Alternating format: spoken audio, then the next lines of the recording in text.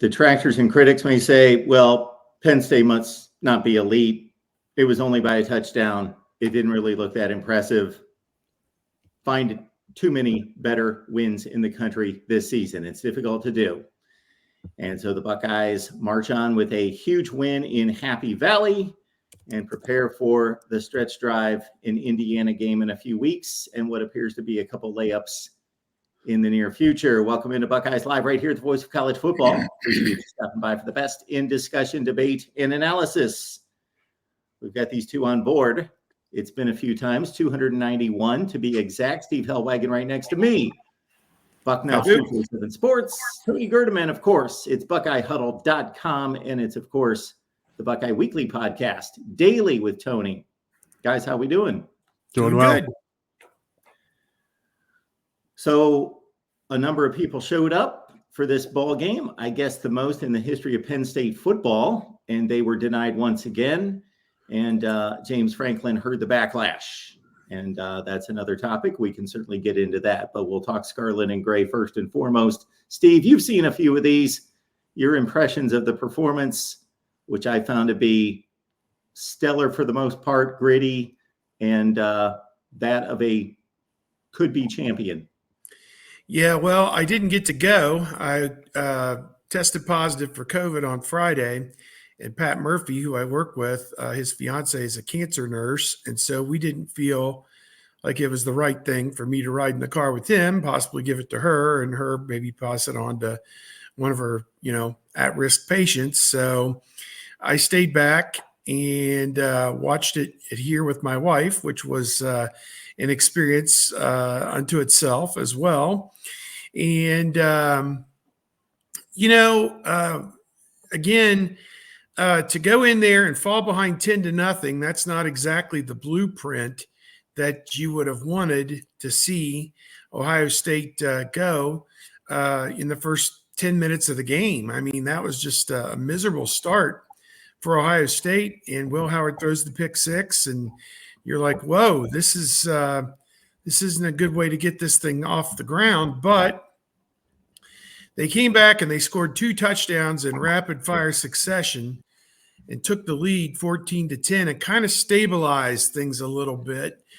And then, of course, got the interception at the goal line. Just an amazing, incredible play by Davis Enigbenosin. They're still ahead by 7 in the fourth quarter. Penn State with Tyler Warren ran it all the way down to the 3-yard line, the big tight end. And you're thinking, well, man, just give him the ball. Let him run it in. He's that good. They have a real tough time tackling him down there. They didn't do that. They gave the ball to Katron Allen 3 times, and he got as close as the 1-yard line. And then on 4th down, they tried another pass. And, Ohio State's pass defense was just amazing in this game, I think, from the coverage. Just enough of a pass rush to make Drew Aller think about things a little bit. It seemed at times in the balance of the game that he was just kind of throwing it up for grabs, it felt like at times. And so to me, I think the pass rush was okay. I don't think it was great, but obviously that 4th down pass goes incomplete. And then the coup de grace, the cherry on top of the sundae, Ohio State takes over on its own 1-yard line.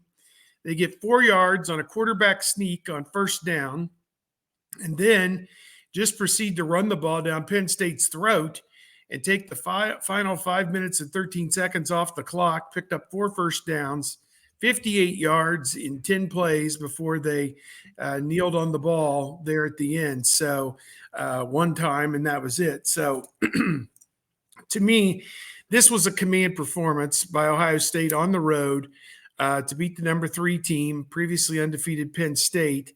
And, perhaps the way Ohio State won that game on the road is part of the reason why we saw last night they got installed as the number 2 team in the college football playoff rankings ahead of Georgia, who is ahead of Ohio State in both the AP poll and the coaches poll.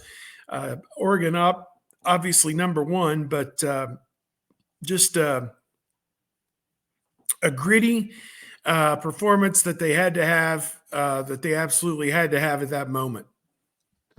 Yeah, the committee on the teleconference last night said overall it was a great loss at Oregon, 1 point down to the wire at the number one team. Great win on the road at Penn State, and they're just more consistent than Georgia this season, and that's why they went with the Buckeyes. But looking at that game, I came away from that game. The story for me was the offensive line and running the ball out in the fourth and keeping the ball for the final 5-12 or whatever it was, because that's not something we get to see from Ohio State or many teams, to be able to do that from the 1 yard line. You've got the student section behind you. Like, everything is against you. The defense knows you're running the ball, and you get 4 yards on that first down sneak. And I think Will Howard said yesterday, I believe it was Will Howard saying yesterday, like you could just look at Penn State and you saw like they didn't think they were going to be able to stop Ohio State. And you could see the same thing from Ohio State down on the sidelines for that game, for that drive, that all of the momentum, however, I don't know how, but all of the momentum there was with Ohio State running the ball, and they created their own momentum, and they imposed their will, which you love to see an offensive line do. And they did this with a brand new offensive line, a new left side of the offensive line, and an environment that is not easy to play. They did it with a silent count throughout the game, no procedure penalties, no holding. Like, the offensive line wasn't perfect, but they operated, and the operations of the entire outfit were very good and sound and solid. And you see Carson Hinsman out there having the time of his life on that final drive, and everybody after the game congratulating him, congratulating Donovan Jackson, because Donovan Jackson, they helped him out on an awful lot in this game with tight ends and running backs, but they did kind of hang him out to dry a couple of times against a very good pass rusher. But he's going to get better because of that. And they asked quite a bit from him, and he delivered for the most part, graded out a champion, as we know. So coming out of here with that game, the way the offensive line played, compare that to the feelings a week earlier, and now it's like, well, like for Buckeye fans, it is okay to hope again, basically, after watching this offensive line and running for what they did against Penn State. It's not perfect yet, but it's getting better. And I think you have to be pleased. You have to be encouraged with what you've seen from that offensive line. And then defensively, just the continued implementation of more of what Jim Knowles wants to do and has been empowered to do, with some of the blitzing and some of the odd fronts that they're doing. He's strange to say, he has more control now over the defense than maybe he has in the past, which, it's only year 3 and he's been your defensive coordinator. But Ryan Day has kind of insisted seemingly to, okay, let's ramp things up here, because you've got the secondary to cover up some mistakes. And we saw that, and not even mistakes, but that final play for Penn State, you have to defend the run.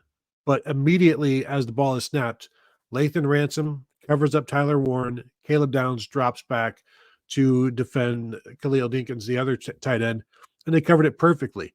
And when you've got two guys like that have big brains and the athleticism to cover ground, like, you can do more in front of them, and I think you're going to continue to see that.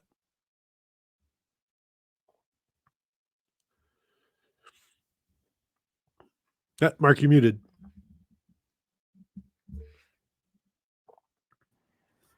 I'll just underline the offensive line. Yeah, the 10 plays, 58 yards, 5.8 yards per carry, and that was consistent with the rest of the game. To have those two backs average 6 yards per carry against that defensive front, and again, when everybody in the building and everyone on TV knows that you're going to run the ball to try to use up the entire clock, and you're facing a front that is supposed to be miles better than the one you faced the week before, and by all indications, other indications, it is.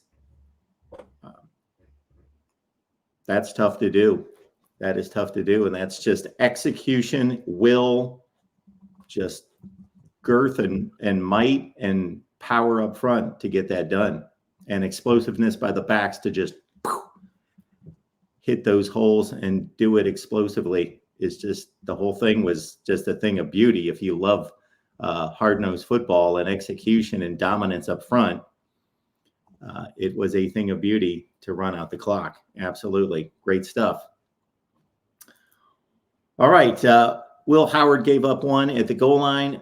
Of course, he was going in for the touchdown, much controversy until it was reviewed, and I think it was pretty obvious. And then obviously gave away 6 right out of the gate, as Steve outlined. So how would you guys, Steve, grade Will Howard's performance?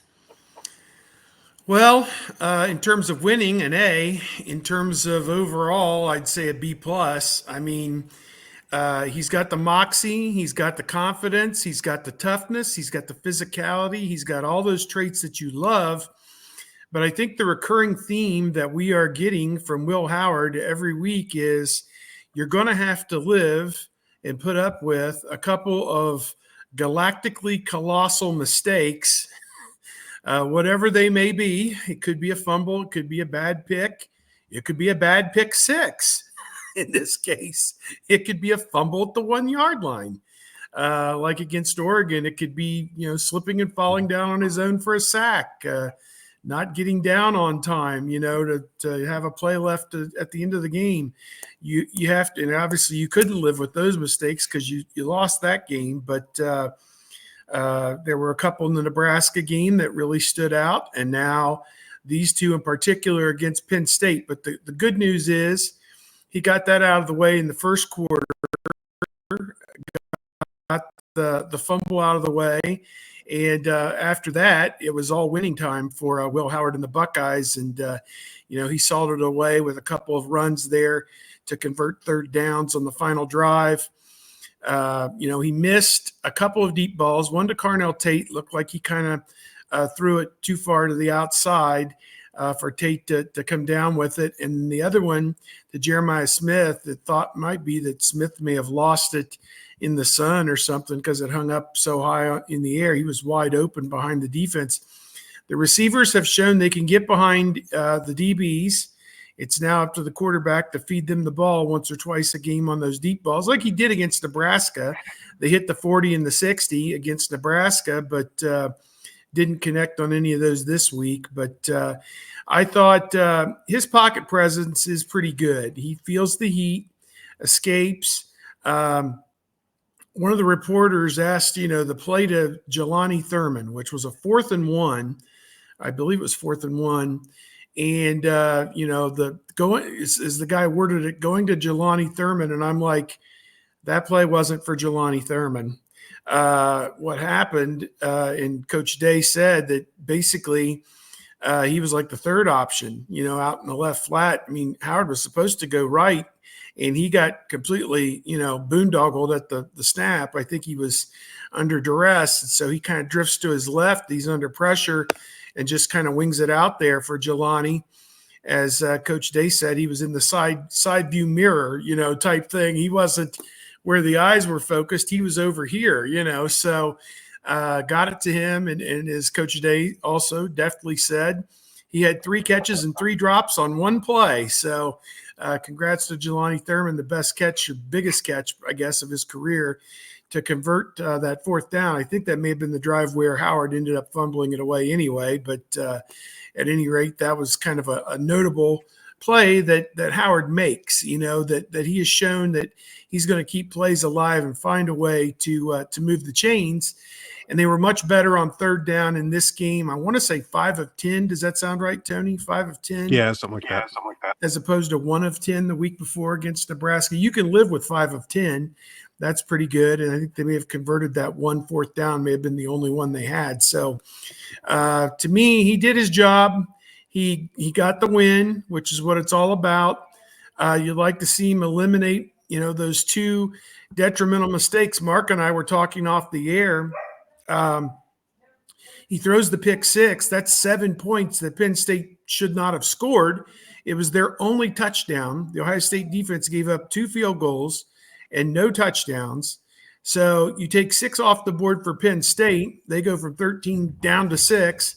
And if he puts that ball in the end zone at the 1-yard line, that's an extra touchdown for Ohio State. That's 27. They win this game 27-6 if it isn't for those 2 mistakes, although, the game's played a lot differently depending on the score and all those situations as well. But at any rate, I'd give him a B plus on the whole, an A for winning the game, a B plus just on the whole. You can't have those critical mistakes that are going to get you beat. And they did get them beat at Oregon, a couple of the things, but and of course the defense was probably more the culprit against Oregon than anything Will Howard did. But defense has played lights out 2 games in a row, so that's been a really great thing to see.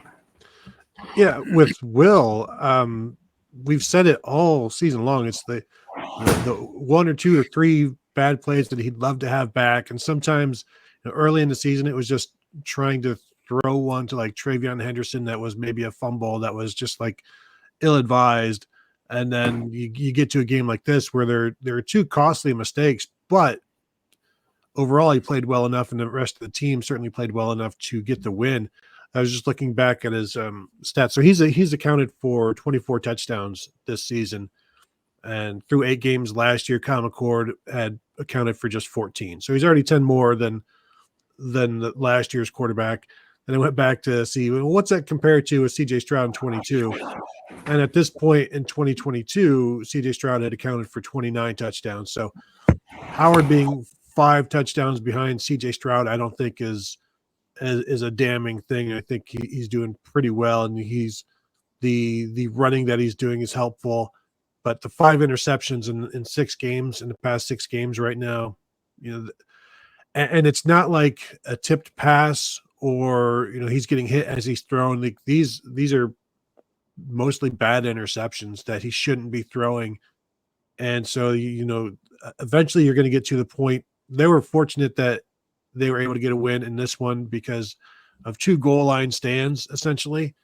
If they don't get one of those, what happens in this game? So they were able to overcome those mistakes. You're not going to be able to overcome them every single game in the postseason. So you've got to stop them. And as Ryan Day said yesterday, you can't have it. It's unacceptable. Got to work towards eliminating them. And the interception was something that Will Howard, saw improperly or didn't see correctly. And the fumble was just a freak thing, perfectly placed hit by the defender. But you've got to account for that, and you've got to have better security on the ball.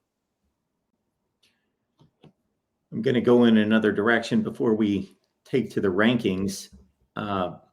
Caleb Downs was considered one of the best players in the country when they acquired him. And there were a couple times that he showed up on Saturday that I thought, oh yeah, that guy, there he is.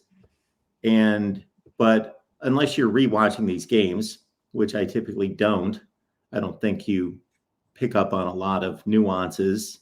At least I don't.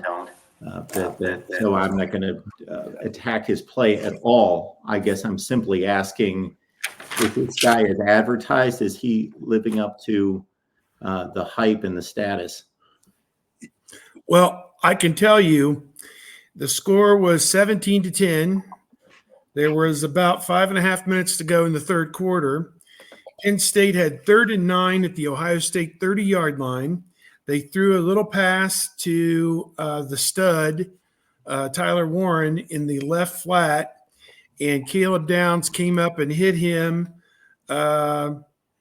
near the line of scrimmage and held on for dear life and made the open field tackle after like a 2 or 3 yard gain. And instead of that drive converting, I think against most teams on that play, Tyler Warren is going to break that tackle and he's going to plow over somebody for the first down at the 20-yard line, and they're going to continue to march toward the end zone, I think, against 9 teams out of 10. But on that play, Caleb Downs showed, All-American form coming up and making the stop and forced them to kick a field goal. Barker came in, hit a 44-yard field goal. It was 17-13. Penn State never scored again and probably never even threatened. Well, I guess they got to the 1-yard line later on. Yeah, because of Tyler Warren. But, I think that I think he's earning his money. I think there's a thought that Ohio State with Jim Knowles has played him so far off the line of scrimmage that he's not in position a lot of times to make plays. I think on that 4th down play, I could be wrong, but he may have had the receiver's arm or something in the end zone or was kind of shadowing 16, I think, was the intended receiver in the end zone, and he was near him. So, I thought Ransom did a great job on that play, identifying that Warren was slipping out of the backfield in the left flat, and he went and shadowed him. So there was nowhere to go to that had to be the primary, and there was nowhere to go to him. So, Aller just kind of threw it into triple coverage, and his guy couldn't make a play on it. So, I think on the whole, I've kind of wondered at times where Downs has been. I don't think he's ever led him in tackles. If he has, it's only been like once this season.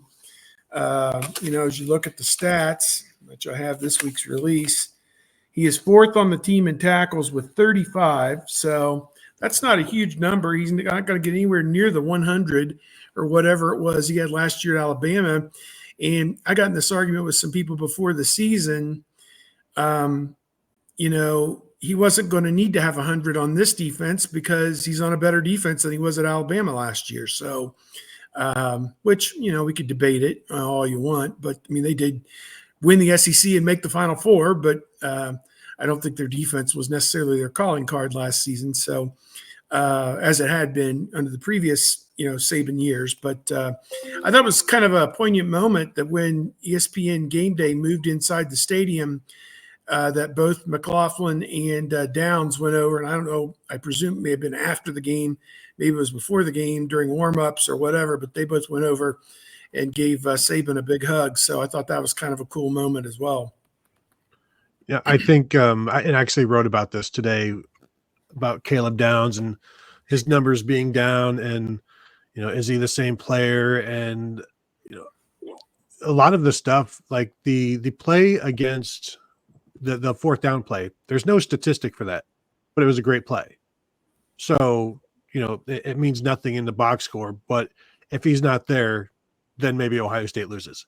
And there are other plays like that where he's right where he needs to be. And because he is, the ball can't be there. I don't know if you guys have ever seen Minority Report. Think of it as Caleb Downs is the pre-crime division, making sure that the crime doesn't happen. He's stopping it before it happens on some of those. And so I went back and looked, and at this point last year, through 8 games at Alabama, he had 63 tackles. Now, Alabama, and as Steve said, he's got 35 right now. Alabama also, in 4 of their first 8 games, had given up at least 20 points. So he's out there more. He's had to make more plays. And Ohio State has only given up 20 points once this season. That was the Oregon game. So there are more opportunities. But as Steve said, there are also more defenders on this team. Like that, you're not going to have necessarily the need for him to have those tackles. He is playing a bit. He's still the field safety, just as he was at Alabama. But there are 2 different defenses. I also think games are shorter now, so there are fewer plays to be made, as we've seen with the huddling and how that has impacted a possession. It's probably taking a possession away from everybody, so there's opportunities there as well. Nobody is concerned at Ohio State. Nobody is concerned like why isn't Caleb Downs making all these tackles? He had 40 more tackles than anybody else in Alabama's defense last year. That's way too many for a safety.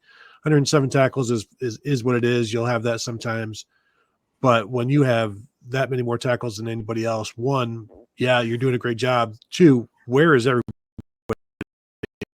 else? And Ohio State has more around them to make those tackles.